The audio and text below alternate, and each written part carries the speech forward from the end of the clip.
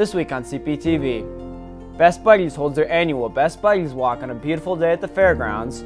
Student Council raises over $9,000 during the Lurie Dance Marathon. And the softball team marks their 10th straight win with a perfect game pitched by Alexis Holloway.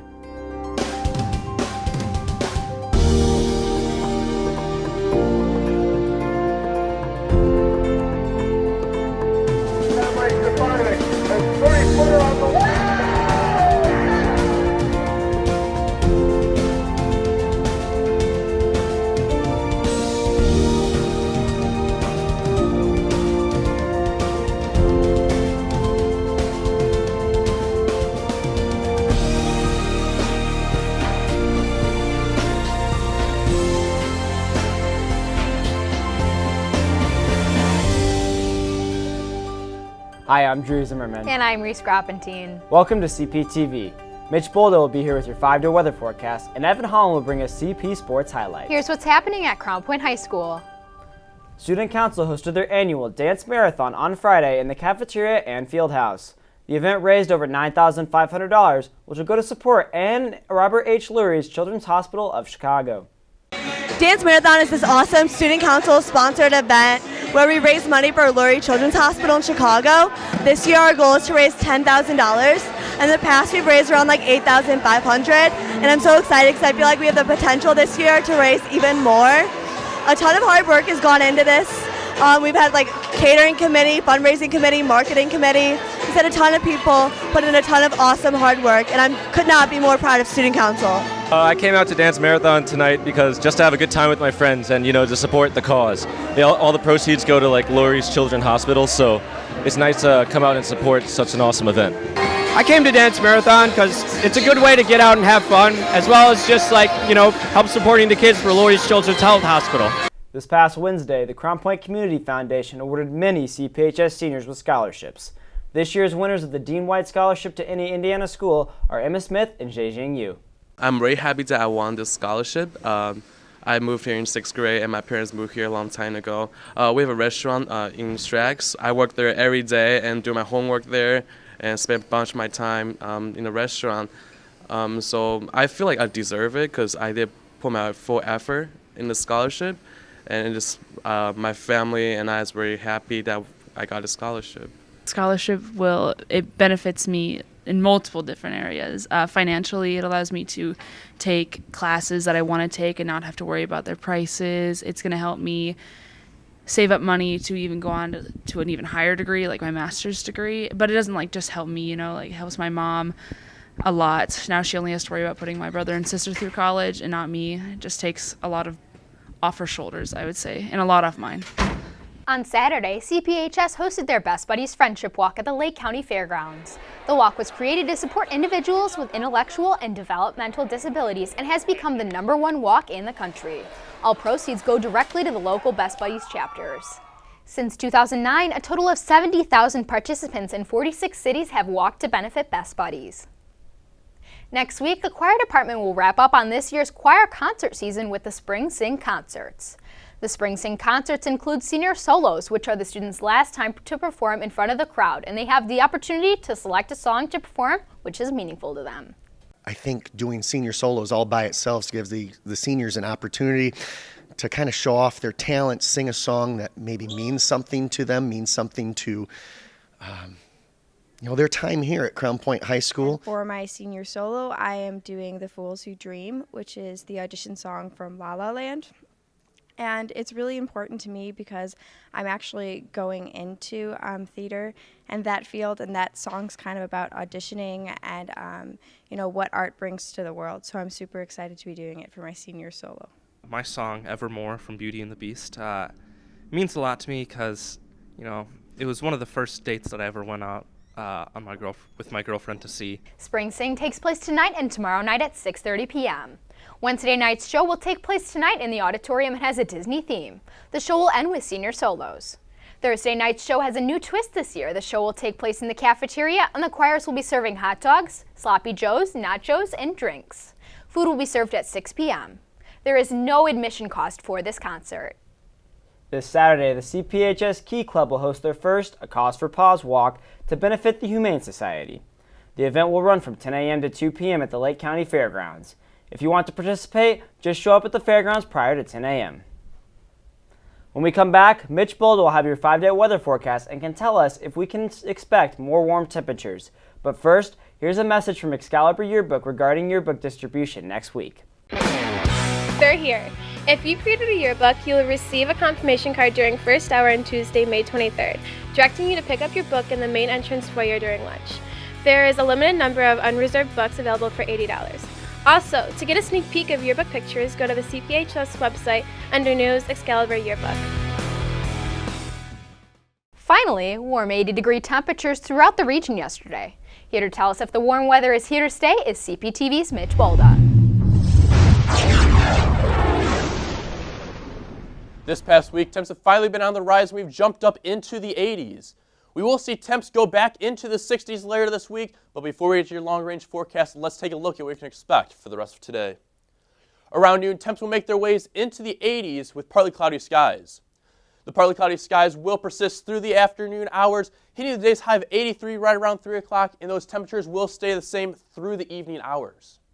Looking into our 5-day forecast, tomorrow will look nearly identical to today, with highs again in the mid-80s and mostly sunny skies. Friday, the mostly sunny skies will remain, but we will see temps drop into the 60s. Heading into our weekend, we will see storms on both Saturday and Sunday, with temps in the upper 70s on Saturday, and then temps right around 71 degrees for Sunday. When we come back for our final full week of the school year, we'll expect mostly sunny skies and a high near 70 degrees. And that's your 5-day forecast. Have a great rest of the week. Omar Ferrer and Jack Gardner discuss their opinions on the classic movie, The Breakfast Club, in a new segment called Comments on Classics.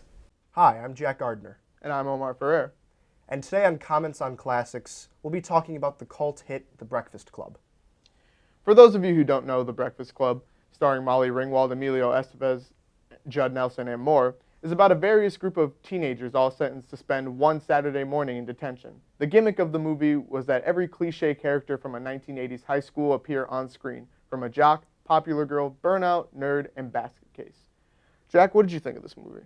Surface level, what's not to like? However, it tries to kind of preach this message of not judging people based on their backgrounds and creeds, and to kind of break down these societal barriers. However, when you actually watch the movie, it contradicts itself in that the characters do the exact opposite of what they're preaching. Overall, I think the movie just pretty much lacks the emotional heart in which it claims to have. Omar, what do you think of this movie? The movie as a film just falls flat. Like you mentioned, it's mostly surface, like a sports car with no engine. These characters essentially have no arc and just end up realizing their wrongs and not improving upon it. Aside from my major issues with this movie, the soundtrack's really good, embodying the 80s feel, and the dialogue, much like all John Hughes movies, are clever and written mainly for teens. So, Omar, who would you recommend this movie to? Despite my mixed feelings towards the movie, I recommend this to just about anyone who is in high school, because although this is a totally dated movie, it will speak some truth to all high schoolers even 30-some years after its release. How about you? Despite my feelings on the movie, I think I'd recommend it to most people purely for entertainment value and not really to use it as a moral compass or gain any thematic meaning from it. So for CPTV, I'm Jack Gardner. And I'm Omar Ferrer. This has been Comments on Classics. As the weather warms up and the end of the school year approaches, spring sports teams are moving closer to postseason tournament action. Here with your CP Sports highlights is CPTV's Evan Holland.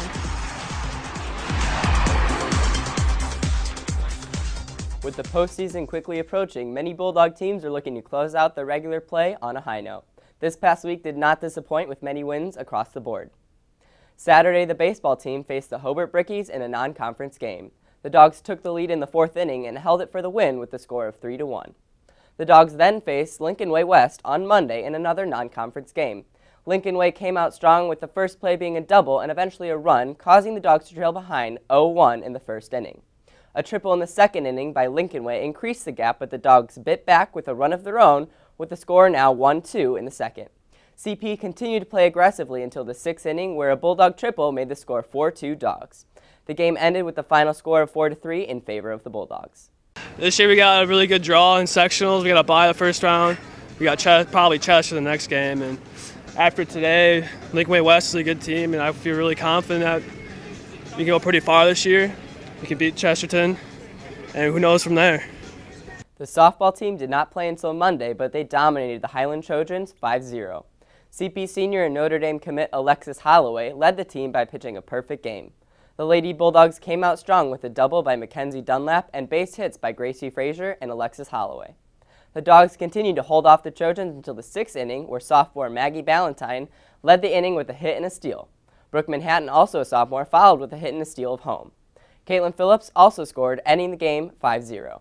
On sectionals here pretty quick. That starts next week, so we're getting our last 3 regular season games in this week, and it's just we scored some runs there too, so offense was working, defense was working, so we're doing pretty good right now. Yeah, bats are waking up a little bit. The defense has been playing great all year, so it's nice to build on that as well, and just keep working hard, and we're getting excited for the postseason. The girls tennis team played Andrean on Monday, winning all 5 matches. CP junior Anna Maximorich and senior Cece Magno won the singles matches, both scoring 6-1, 6-0. And junior Carly Sobchak also won the single competition 6-0, 6-1. In the doubles competition, Caroline Sarbeski and Emily Campbell, as well as Holly Riley and Olga Ellick, all took the victory against the 59ers. And in sports shorts, last week another member of the 2016-2017 CPHS boys basketball team committed to play in college. Dom Tomic signed his letter of intent last Tuesday to continue his basketball career at Christian Brothers University. He will join CP teammate Andrew Keneally, who signed his letter of intent with the Christian Brothers last fall. Ever since I got to high school, I knew playing college basketball was going to be what I wanted to do, and then playing at Christian Brothers is just a perfect fit because I get to play with Andrew, and who doesn't want to be in Memphis? And that's it for sports. The local Crown Point Domino's has upgraded its store in an effort to help generate more business. We've got just the lobby remodels where we just sort of do the floors, the walls, the counters, things like that. Full pizza theater can be as much as, going to a completely new location. Putting in new ovens, new, refrigeration units, pretty much everything. Ceiling, air conditioning, upgrading, just 100% of everything. So the pizza theater is basically, before we had some barriers between us and the customer, there were some walls that divided us a little bit.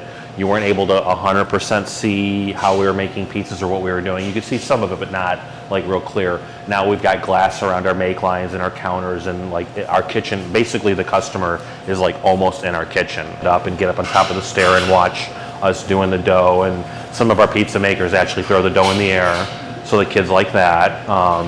Because of the remodel, I think that we can, obviously build our customer base. And as we build our customer base, it just continues to build from there, because if they have a good experience and they have fun when they come into our stores, especially the kids, because we've also got a chalkboard wall where kids can draw on, and like I said, they can watch pizzas being made. We got the pinball machine. You can do indoor seating. So it's a better experience for the family overall. I think overall, Domino's is doing great. We're building a lot of stores. We're building almost, with international in the United States, we're up to 14,000 stores now. We've had a huge growth in the last 3 years. We're building almost 1,000 stores per year right now. It's a fun place to work. If people are out there, looking for that summer part-time job, definitely we'll have some of that coming up in the summer. We got some special events and community involvement that we would like to get involved with. Fundraisers, we love to give back to the community as much as we possibly can. We don't want to just take from the city. We want to give back as well. So if anybody out there has got fundraisers or anything that they would like help with, certainly contact us. We're always open to that kind of stuff. But otherwise, just come down and check us out, and I hope that you have a good experience. That'll do it for today's show. Next week will be our final show for the 2016-2017 school year, and we'll bring you a year in review, senior superlatives, C-Note raffle winners, and more. Remember, you can view all of our past episodes on cptvmedia.com. And you could also follow us on Twitter at cptvmedia. For Mitch Bolda, Evan Holland, and all of us here at CPTV, I'm Drew Zimmerman. And I'm Reese Groppentine. We'll see you next time. Take care.